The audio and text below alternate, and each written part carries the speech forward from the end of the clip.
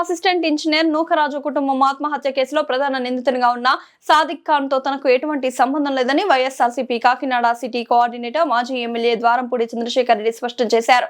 రాజకీయంగా తనకు నష్టం కలిగించాలనే ఉద్దేశంతోనే పచ్చ మీడియా ఉద్దేశపూర్వకంగా దుష్ప్రచారం చేస్తోందని మండిపడ్డారు. మంగళవారం ఆయన విజయవాడలోని విలేకరులతో మాట్లాడుతూ 2023 ఫిబ్రవరి 14వ తేదీన సాదిక్ ఖాన్ రైఫిల్ ఇన్స్టిట్యూట్ ఏర్పాటు చేసుకుని తనను కోరడంతో ప్రారంభోత్సవానికి వెళ్లానన్నారు. ఆ సమయంలో తనకు స్వాగతం పలికి శాలువా కప్పిన ఫోటోలను చూపిస్తూ కొన్ని మీడియా సంస్థలలో సాదిక్ ఖాన్ తో తనకు సంబంధం ఉందన్న రీతిలో తప్పుడు ప్రచారం చేస్తున్నారని మండిపడ్డారు. ఆ రోజు నుంచి ఇప్పటి వరకు మళ్లీ సాదిక్ ఖాన్ తనను కలవలేదని ద్వారంపూడి స్పష్టం చేశారు. 2 సార్లు ఎమ్మెల్యేగా చేసి ప్రస్తుతం కాకినాడ సిటీ వైఎస్ఆర్సీపీ కోఆర్డినేటర్ గా ఉన్న తన ప్రతిష్టను దెబ్బతీయాలని దురుద్దేశంతోనే పథకం ప్రకారం తనపై దుష్ప్రచారం చేస్తున్నారని మండిపడ్డారు. ఇటువంటి తప్పుడు ప్రచారంలో పచ్చ మీడియాకు వెన్నుతో పెట్టిన విద్యగా ద్వారంపూడి వ్యాఖ్యానించారు. ఇలాంటి దుష్ప్రచారాలను మానుకోవాలని ఆయన ఎల్లో మీడియాకు హితవు పలికారు. లేని విషయాన్ని పదే పదే ప్రచారం చేయడం ద్వారా అది వాస్తవం అన్న ధోరణిలో ప్రజలను తప్పుదారి పట్టించేందుకే ఇలా చేస్తున్నారని విమర్శించారు.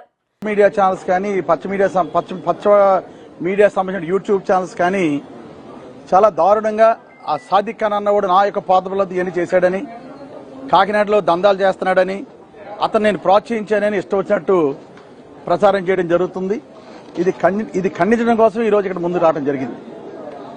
ఆ రోజు నుంచి ఏ రోజైతే నేను అది ఇనాగ్రేట్ చేశానో, ఇనాగ్రేట్ చేసినప్పటి నుంచి ఈ రోజు వరకు కూడా అతను కలిసిన సందర్భం లేదు.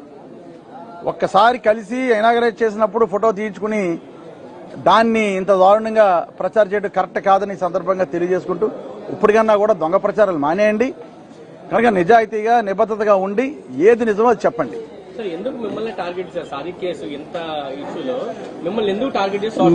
నేనే కాదండి, ఏదైతే ఈ పచ్చ మీడియా ఉందో చిన్న విషయాన్ని పెద్ద చేసి చూపించడంలో వాళ్ళ మించిన వాళ్ళు లేరు. త్వరలోనే అన్ని విషయాలు విత్ ఆధారాలతో ప్రభుత్వం యొక్క వైఫల్యాన్ని త్వరలోనే అన్ని పెడతాను. అందుకనే నేను ఈ రోజు లాస్ట్ 2.5 years నుంచి కూడా మౌనంగా ఉండడానికి కారణం అదే. ప్రభుత్వాన్ని ఎన్నుకున్నారు, ప్రభుత్వం ఏ విధమైన పనులు చేస్తుందో చూసి దాని మీద స్పందించాలని ఆగాను. ముఖ్యంగా చిన్న విషయం ఉంటే దాన్ని పెద్ద చేసి ఒక విషయాన్ని ఇది తప్పు అని చేసి ప్రచారం చేయడంలో ఈ పచ్చ మీడియా వాళ్ళు చాలా వెన్నతో పెట్టిన విజయాలకి అందులో భాగంగానే ఈ రోజు నా మీద చెడు ప్రచారం చేస్తున్నారు. కాకినాడ ప్రజలు తెలుసు నేను ఏంటంది, కనుక ఇటువంటి ప్రచారాలు మానుకోమని విన్నవించుకుంటున్నాను. ఇందులో ఆ ఇన్స్టిట్యూట్ లో మా బంధువుల పిల్లలు చాలా మంది ట్రైనింగ్ అయ్యారు రైఫిల్ షూటింగ్ లో. అదే ఇన్స్టిట్యూట్ లో పోలీస్ పిల్లలు కూడా చాలా మంది ట్రైనింగ్ అయ్యారు. కనుక అది ఒక ఇన్స్టిట్యూట్ కింద ఉన్నాడు కానీ ఇటువంటి పనులు చేస్తున్నారు అది అనుకోలేదు. చాలా దురస్థకరమైన సంఘటన. కనీసం ఆ కుటుంబం వాళ్ళు ఇలాగా ఎవరిని అప్రోచ్ అవ్వలేదు. ఏ పొలిటీషియన్ వెళ్ళినా కూడా డిఫరెంట్ గా వాళ్ళు హెల్ప్ చేద్దరు. బ్యాడ్ లక్ వాళ్ళు ఎవరిని ఏ పొలిటీషియన్ కూడా ఏ పార్టీ వాళ్ళని ఏ పొలిటీషియన్ కూడా వాళ్ళు సంప్రదించకపోవడం నిజంగా బాధాకరమైన విషయం. కనుక కుటుంబం ఈ రోజు మొత్తం కుటుంబం కూడా చనిపోవడం కూడా జరిగింది.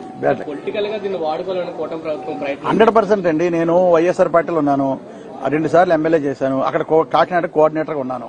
నన్ను బ్యాట్ చేయాలని ఒక దుష్ప్రచారంతో ఇదే కాదు నేనే కాదు ఈ రోజు వైఎస్ఆర్ పార్టీలో ఉన్న చాలా మంది నాయకుల మీద లేనిపోని ఎన్ని పెట్టి దుష్ప్రచారాలు చేయడంలో ఈ పచ్చ మీడియా వాళ్ళకి వెన్నతో పెట్టిన విద్య అలాగే చేస్తున్నారు. కనుక తప్పకుండా ప్రజల దేశం ఏమేంటుంది, మా నాయకుడు ప్రజలు తెలుసు. కనుక 100% ప్రజలు తెలుసుకుంటారు.